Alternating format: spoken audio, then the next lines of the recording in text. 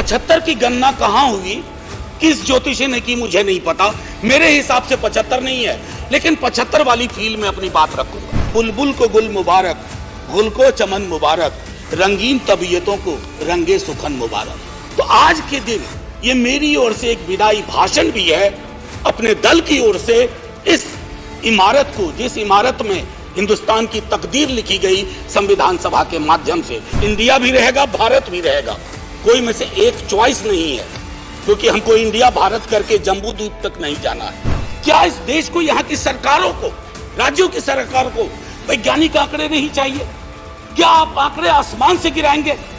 मैं समझता हूं आज के दिन ये भी हमें सुनिश्चित करना होगा। बेरोजगारी को लेकर के हमारा दृष्टिकोण साफ होना चाहिए। सरकार में आप हो, हम हो, बेरोजगारी हम सबकी पॉलिटिक्स खत्म कर देगा। मुजरिम हूं अगर मैं, तो गुनहगार तुम भी हो, रहबराने कौम खताकार तुम भी हो। आज सुबह माननीय सभापति महोदय ने कहा था कि ह्यूमर वगैरह हमारी जिंदगी से चला गया। तो मुझे स्मरण है, ये किताब में एक ही किताब लेके आया हूं, ऐसी 5 किताबें हैं कॉन्स्टिट्यूएंट असेंबली डिबेट्स की। तो इसमें सर ऐसी 5 किताबें हैं कॉन्स्टिट्यूएंट असेंबली डिबेट्स। सो माननीय उपसभापति जी, एक मिनट प्लीज। माननीय उपसभापति जी, 75 कैसे बनाया जा रहा है मेरी समझ में नहीं आ रहा है, क्योंकि अगर हम कॉन्स्टिट्यूएंट असेंबली से 75 जोड़े तो 2021 में पूरा होता है, अगर आजादी से जोड़े तो 2022 में पूरा होता है, और अगर पहली लोकसभा से जोड़े तो वो 2027 में पूरा होता है। तो ये 75 की गणना कहां हुई, किस ज्योतिषी ने की, मुझे नहीं पता। मेरे हिसाब से 75 नहीं है, लेकिन 75 वाली फील में अपनी बात रखूंगा। हां, तो माननीय उपसभापति जी, हुआ यूं कि सरोजनी नायडू जी को बुलाया गया बोलने के लिए संभवतः 11 दिसंबर 1946 को। कम लोगों को यहां पता होगा कि सरोजनी नायडू जी बिहार से चुनकर संविधान सभा में आई थी। तो उनको चेयरमैन साहब ने कहा कि अब बुलबुले हिंद, नाइटिंगेल ऑफ इंडिया आएंगी, लेकिन कविता में अपनी बात कहेंगी, प्रोज में नहीं कहेंगी। उन्हें थोड़ा बुरा लगा, मजाक में ही सही। उन्होंने कहा कि आपका अब ये व्यवहार, आपका ये कहना अनकॉन्स्टिट्यूशनल है। तो उन्होंने कहा नहीं, फिर भी सुनाना होगा। तो उन्होंने एक चीज सुनाई जो मैं पेश नजर कर रहा हूं माननीय सभापति जी को। सुबह बड़ी बेसब्री से वो कह रहे थे कि ह्यूमर चला गया, तो उन्होंने सुनाया कि बुलबुल को गुल मुबारक, गुल को चमन मुबारक, रंगीन तबीयतों को रंगे सुखन मुबारक। तो ये मैं ये बता रहा हूं कि ये हमारा ध्येय था। अब सुबह चर्चा की, हमारे लीडर ऑफ द हाउस ने बड़ी खूबसूरत चर्चा की और जिक्र किया सर्वपल्ली राधाकृष्णन का। यहां ठीक सामने सर्वपल्ली राधाकृष्णन। उन्होंने एक बात कही थी और मैं वो श्लोक पढ़ना चाहता हूं। मृदुना दारुणं हंति मृदुना हंत्य दारुणम, मृदुना दारुण हंति मृदुना हंत्य दारुणम, ना साध्यं मृदुना किंचित तस्मात् तीव्रतरं मृदु। इसका आशय यह है माननीय सभापति, उपसभापति जी, कि अग्रेशन से, अग्रेसिव बिहेवियर से आप चीजें हासिल नहीं कर सकते। इस देश में मेरे विद्वान साथियों ने उधर से उपलब्धियां गिनाई, हमारे कुछ विद्वान साथियों ने यहां से कमियां गिनाई। मैं दोनों के बीच में चुनौतियां गिनाना चाहता हूं। चुनौतियों की वजह से आज हम यहां हैं, और सिर्फ हम ही नहीं हैं, 140 करोड़ लोगों का यह भवन है, चाहे नया वाला हो या पुराना वाला हो। तो आज के दिन ये मेरी ओर से एक विदाई भाषण भी है, अपने दल की ओर से इस इमारत को, जिस इमारत में हिंदुस्तान की तकदीर लिखी गई संविधान सभा के माध्यम से। और वो तकदीर लिखने वाले संकीर्ण दायरों में नहीं सोचते थे। मैं उस पर आऊंगा थोड़ा 2 मिनट के बाद। माननीय सभापति जी,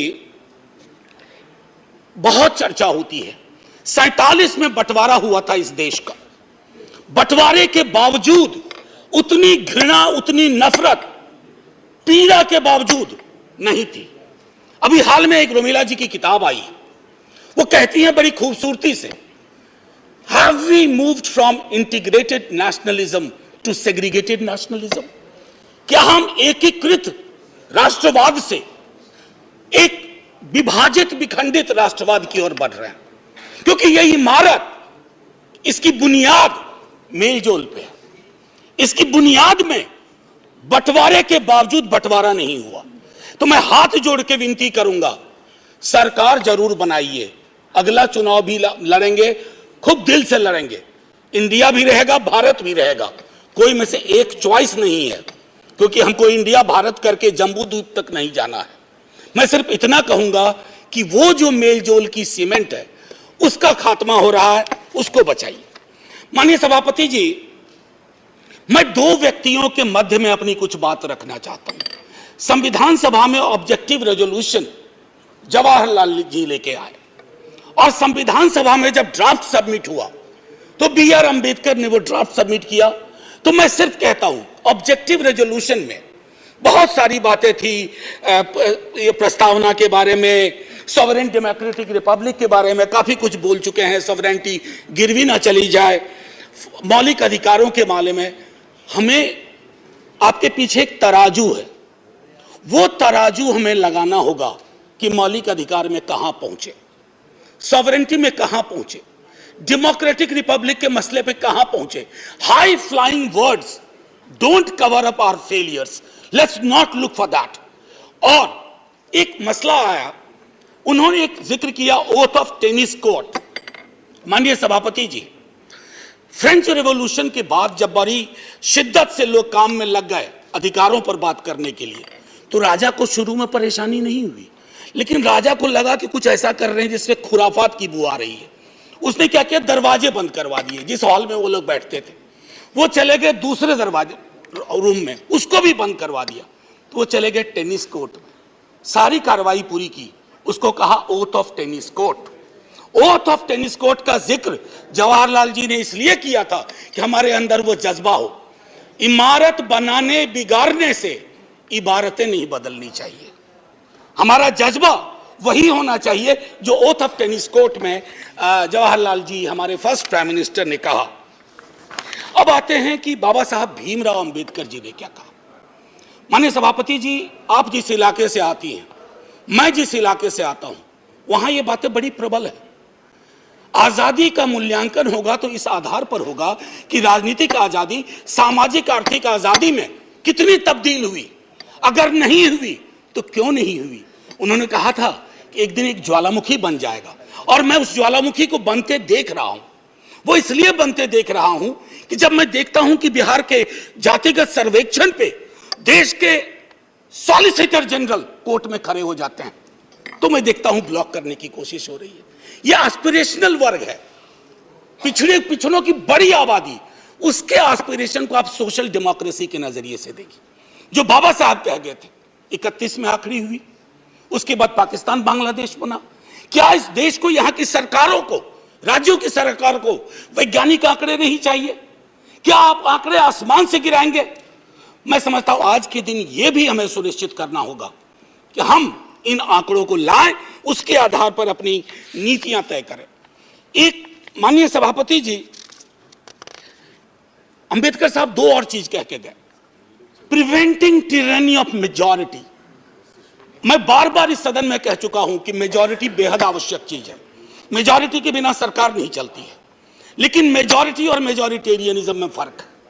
यह फर्क अगर हमारी सरकार भूल जाती है तो बहुत बड़ी पीड़ा होती है। जब मेरे मित्र ने कहा, मैं अक्सर देखता हूं हम जैसे लोग छोटी आलोचना भी करते हैं, छोटी मोटी आलोचना जो कभी व्यक्तिगत नहीं होती है। आप कहते हो कि पाकिस्तान चले जाओ, अरे कभी देखा भी हो कितनी जगह है वहां का भूगोल क्या है, इतने लोग नहीं अट पाएंगे। मान लीजिए कि 65% लोगों ने आपको पिछली बार वोट नहीं किया, सबको पाकिस्तान भेज दोगे? ऐसी कोई व्यवस्था होती है? यहीं मेलजुल से रहना है, यहीं मिलकर रहना है। और ये सारी चीजें मैं नहीं कह रहा हूं, खुद अंबेडकर साहब कह के गए थे।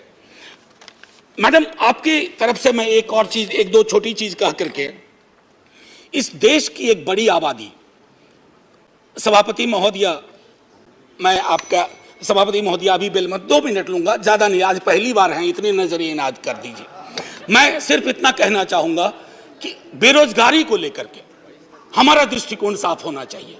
सरकार में आप हो, हम हो, बेरोजगारी हम सबकी पॉलिटिक्स खत्म कर देगा। राइट टू एम्प्लॉयमेंट के लिए हम क्या सोच रहे हैं, और इस देश की एक बड़ी आबादी से देशभक्ति का जो प्रमाण पत्र हम मांगते हैं ना मैडम, वो कहीं चलेगा नहीं। मैं आखिरी चीज कह करके एक सुनाना चाहता था। मैं इसलिए कहता हूं, वो एक घर में 5 सदस्य हैं, उसमें हर 5वां सदस्य उस आबादी का है। अगर उस घर में उस 5वें सदस्य को आप एलिनेट करेंगे, दूर करेंगे, घर कभी महफूज नहीं रह सकता। और आखिरी में मैं साहिर को जाता हूं और वहीं खत्म कर दूंगा, आपको घंटी बजाने की जरूरत नहीं पड़ती। आओ कि आज गौर करें इस सवाल पर। देखे थे हमने वो हंसी ख्वाब क्या हुए, दौलत बढ़ी तो मुल्क में अफलास क्यों बढ़ा, खुशहाली आवाम के असबाब क्या हुए, जो अपने साथ साथ चले कुएदार तक, वो दोस्त वो रफीक वो अहबाब क्या हुए। क्या मोल लग रहा है शहीदों के खून का, क्या मोल लग रहा है शहीदों के खून का, मरते थे जिन पे हम वो सजाए याब क्या हुए। बेकस बरहनगी को कफन तक नहीं नसीब, वो बादा आए अतलसों के मुखाब क्या हुए। जमहूरियत नवाज बशर दोस्त अमन ख्वाह, खुद को जो खुद दिए थे वो अलकाब क्या हुए। मजहब का रोग आज भी क्यों लाइलाज है, मजहब का रोग आज भी क्यों लाइलाज है, वो नुस्खा हाय नादिर नायाब क्या हुए। हर कूचा शोला जा रहे हर शहर कत्लगाह, यकजहतिया हयात के आदाब क्या हुए। सहराए तीरगी में भटकती है जिंदगी, उभरे थे जो उफक पे वो माताब क्या हुए।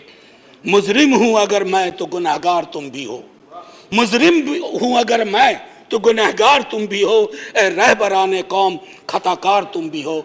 जय Hind ma'am, and salute to all the freedom fighters, संविधान सभा के उन तमाम लोगों को। और मैं चाहूंगा कि सेंगोल के बगल में एक बड़ी आकृति में इनकी तस्वीरें वहां लगाई जाएं और हमें प्रेरणा देते रहें।